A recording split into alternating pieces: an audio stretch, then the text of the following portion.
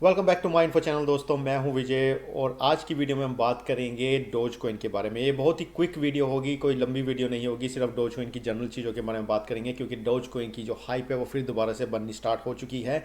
Social media पर, YouTube पर, Twitter पर और जो टिकटॉक है उस पर तो पहले से चल ही रही थी। इसका रीज़न ये है कि कोइन बेस प्रो ने अनाउंसमेंट की है डोज कॉइन को अपने एक्सचेंज पर लिस्ट करने के लिए, जो कि 3 तारीख को होगी, जो कि आज की डेट है। लेकिन अमेरिका में कल होगा क्योंकि कल अमेरिका में 3 तारीख होगी, आज वहाँ पर 2 तारीख है।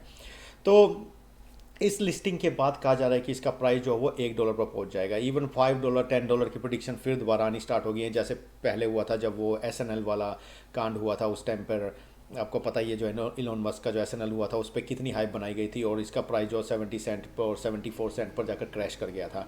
तो उसी तरह से दोस्तों फिर दोबारा से हाइप बनाई जा रही है $1 की, एटलीस्ट $1 की बनाई जा रही है। लेकिन $1 पर जाएगा बिल्कुल भी नहीं जाएगा। क्यों? इसका रीज़न सबसे बड़ा एक ये है कि जो लिस्टिंग हो रही है वो 3 तारीख को लिस्टिंग हो रही है। ट्रेडिंग स्टार्ट होगी इसकी गारंटी नहीं है। कोइनबेस प्रो ने इसको क्लियर कर दिया है। ये कम्प्लीटली डिपेंड करता है लिक्विडिटी पर कि उनके पास कितने कॉइन्स हैं। अगर उनके पास इनफ कॉइन नहीं होंगे तो इसकी जो ट्रेडिंग है वो स्टार्ट नहीं होगी। वो ट्रेडिंग हो सकता है 1 महीने या 2 महीने बाद स्टार्ट हो। और हमेशा से यही होता आया है। कोइनबेस प्रो पर जब भी कोई कॉइन लिस्ट हुआ है उसकी ट्रेडिंग जो है वो 1 डेढ़ महीने बाद स्टार्ट हुई है। शायद अभी मैंने सुनने में आया था कि सलानो, शायद उस पर सलानो नहीं, थीटा उसके ऊपर शायद लिस्ट हुआ था जिसकी ट्रेडिंग अभी तक स्टार्ट नहीं हुआ है, जो 2 हफ्ते हो चुके हैं। तो दोस्तों ज़रूरी नहीं है कि इसकी ट्रेडिंग कल स्टार्ट हो जाएगी। हो भी सकता है, अगर हो जाती है तो इसका प्राइस स्पाइक कर जाएगा, अदरवाइज़ कोई चांस नहीं है। इसका प्राइस जो है वो अगर इवन 70 सेंट तक भी जाएगा।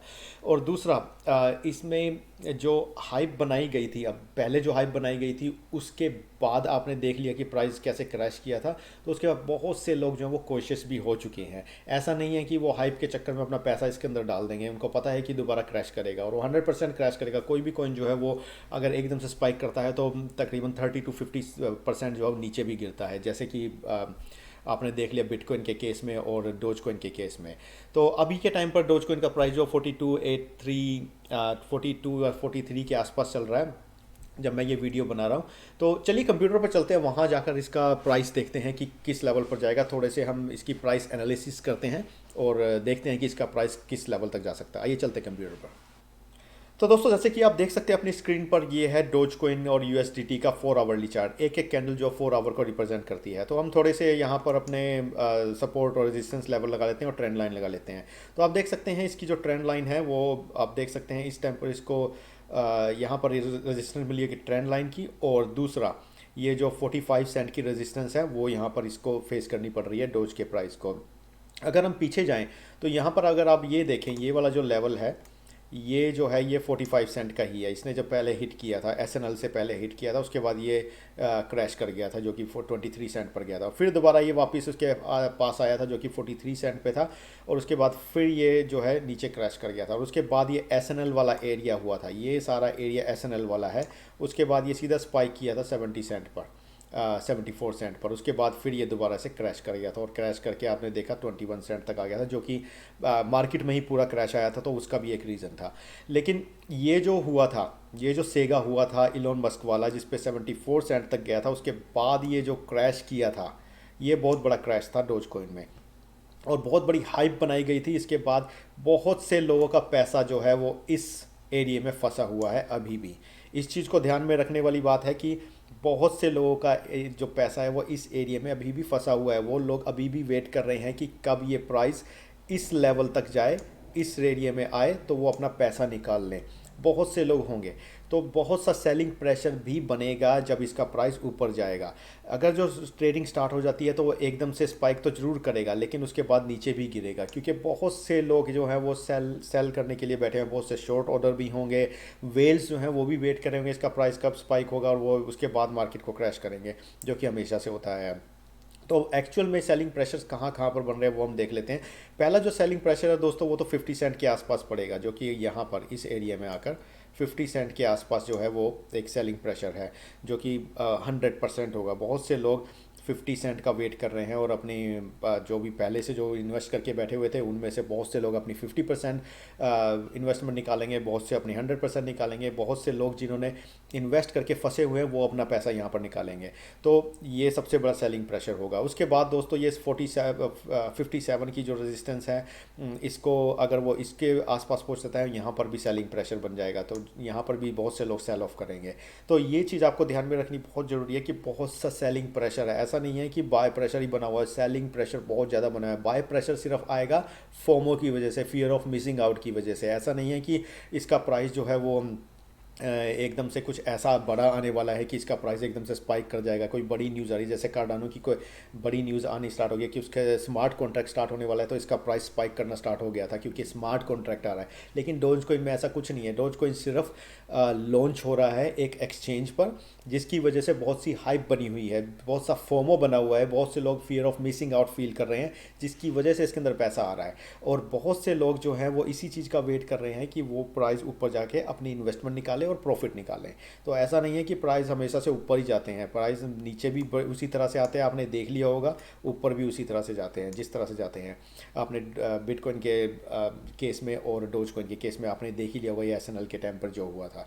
तो अगर आप में से बहुत से लोग सिर्फ इसी उम्मीद में बैठे हैं और इसी चीज़ को हमेशा अपने दिमाग में रखते हैं कि प्राइसेस हमेशा ऊपर जाते हैं, और आपने अभी तक इस जो क्रैश हुए थे, जो ये एसएनएल वाले और जो बिटकॉइन का क्रैश हो, इससे अगर आपने अभी तक कोई सीख नहीं ली है कि क्रिप्टो करेंसी मार्केट कैसे काम करती है, ट्रेडिंग कैसे काम करती है, प्राइसेस कैसे क्रैश होते हैं, प्राइसेस ऊपर जाकर कैसे नीचे गिरते हैं, तो आपको इस मार्केट से दूर रहना चाहिए। क्योंकि प्राइसेस हमेशा ऊपर नहीं जाते हैं, प्राइसेस तभी ऊपर जाते हैं जब उसके अंदर इन्वेस्टमेंट आती है।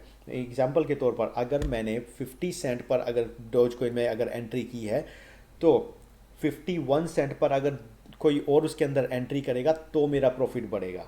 अगर उसी तरह से अगर 49% पर किसी ने एंट्री करी होगी, क्योंकि मैंने 50% पर एंट्री करके उसके प्राइस को इंक्रीज़ किया है, तो उसका प्रॉफिट बढ़ा है। ऐसा नहीं है प्रॉफिट जो प्राइसेस अपने आप ऊपर चढ़ जाते हैं। मार्केट में पैसा आता है तो प्राइस ऊपर जाते हैं, मार्केट से पैसा निकलता है तो प्राइस नीचे भी जाते हैं। तो इस तरह से मार्केट काम करती है। कोई हवा में किसी कहीं से पैसा नहीं आता है, लोगों से ही पैसा आता है, इन्वेस्टर से ही पैसा आता है, और वो इन्वेस्टर प्रॉफिट के लिए भी बैठे हैं। ऐसा नहीं है कि हर कोई वेट कर रहा होगा $1 की। यहाँ पर लोग 50 सेंट की वेट कर रहे होंगे, उनको अच्छा खासा प्रॉफिट होगा, वो निकल जाएंगे। 60 सेंट की जैसे मैंने बताया वेट कर रहे होंगे, वो निकल जाएंगे। तो इस चीज़ को ध्यान में ज़रूर रखिए और हाइप के चक्कर में मत आइए, क्योंकि यूट्यूब पर और सारे सोशल मीडिया पर फिर दोबारा से हाइप बनाई जा रही है, आपका पैसा फंस सकता है। बहुत से लोग होंगे जो आप भी हाइप बनाओगे, अपने दोस्तों को, यारों दोस्तों को बताओगे पैसा डाल दो, प्राइसेस ऊपर जाएंगे, और मान लीजिए फिर दोबारा से वही कांड हो गया जो एसएनएल वाला हुआ है, तो बहुत से लोगों के पैसा फंस जाएगा, आपके यार दोस्तों के पैसे फंस जाएंगे, वो आपको गालियाँ देंगे। तो रियलिस्टिक एनालिसिस होना भी बहुत ज़रूरी है। ऐसा नहीं है कि वन साइडेड एनालिसिस हो। जो बहुत से यूट्यूबर्स ऐसे हैं जो अपना बैक अपनी बचा कर बैठे हुए हैं, उनका चैनल थोड़ा अच्छे खासे उनके मतलब कि फॉलोअर्स हैं, तो वो डोज कॉइन की कभी भी नेगेटिव बात नहीं करते हैं। वो डोज कॉइन के और बुल जो इस टाइम पर बुल रन फिनिश हो चुका है उसके बारे में बात नहीं कर रहे हैं। वो कह रहे हैं बुल रन नहीं फिनिश हुआ है, बेयर मार्केट नहीं आई है, जबकि बेयर मार्केट इस टाइम पे चल रहा है, बेयर रन चल रहा है इस टाइम पे। लेकिन वो इस चीज़ को एक्सेप्ट नहीं कर रहे हैं। क्यों? क्योंकि उनका पैसा फंसा हुआ है। वो लगातार अपनी ऑडियंस को पुश कर रहे हैं पैसा डालने की ओर, ताकि उनका जो प्रॉफिट है वो बना रहे और उनका जो मार्केट और ज़्यादा नीचे ना गिरे। वो ये काम कर रहे हैं, लेकिन वो इस साइड को बिल्कुल भी नकार देते हैं कि इस मार्केट की दूसरी साइड भी है जहाँ प्राइसेस नीचे भी गिरते हैं, जो कि बेयर मार्केट है। तो इस तरह की हाइप जो है वो लगातार सोशल मीडिया पर और यूट्यूब पर और सब जगह चलती रहती है। तो इससे थोड़ा बच कर रहिए जब भी आप इन्वेस्टमेंट करें, मैं तो यही कहूँगा।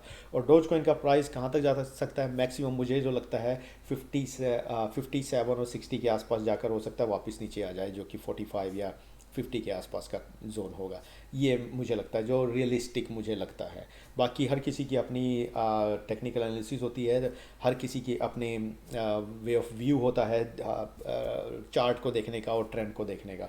तो मेरा ये व्यू है, आप इससे सहमत कर सकते हैं, नहीं कर सकते तो कमेंट सेक्शन में कमेंट करके बता दीजिए कि आप इससे सहमत हैं या नहीं है। तो दोस्तों ये थी छोटी सी वीडियो डोज कॉइन को लेकर, उसके प्राइस के एनालिसिस को लेकर और जो हाइप बनाई जा रही है उसको लेकर। उम्मीद है ये वीडियो आपको पसंद आई होगी। पसंद आई तो इसे लाइक जरूर करिएगा, शेयर जरूर करिएगा, और अगर आपने अभी तक चैनल को सब्सक्राइब नहीं किया है तो रेकमेंड करूंगा चैनल को सब्सक्राइब करिए और जो बेल आइकन है उसे दबाइए, ताकि आपको मेरी फ्यूचर की वीडियोज़ के नोटिफिकेशन मिलते रहें।